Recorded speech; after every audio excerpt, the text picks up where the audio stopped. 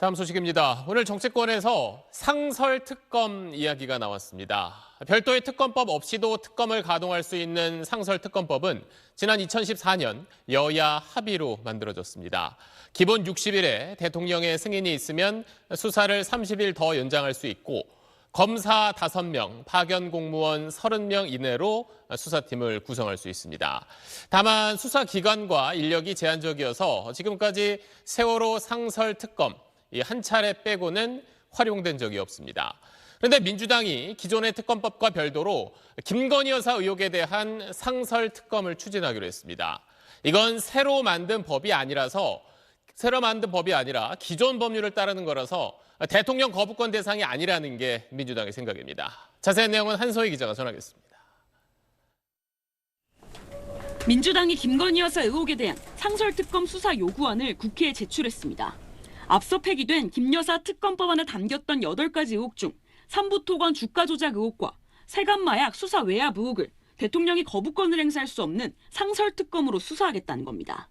이해충돌의 전형적인 모습이라 거부권 행사 한계를 벗어났다라는 평가들이 주류를 이루고 있는데요.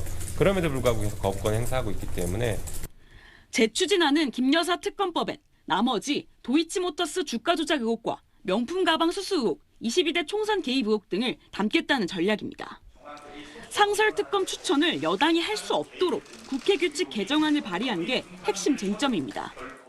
현재 상설특검 추천위원회는 여야 각각 2명씩 4명에 법무차관 등 7명으로 이뤄져 있는데 대통령과 대통령 가족이 수사 대상일 땐 여당 추천을 배제하고 국회목 4명을 야당이 행사하겠다는 겁니다.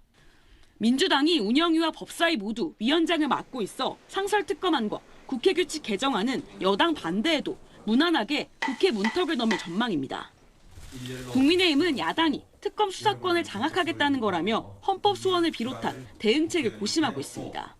상설특검 규칙 꼼수 개정은 지금까지 야당이 밀어붙여온 특검법과 똑같은 문제를 안고 있습니다. 야당이 수사권과 기소권을 독점하겠다는 것입니다.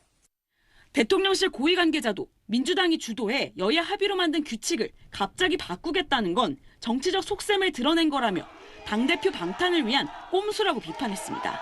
SBS 한소희입니다.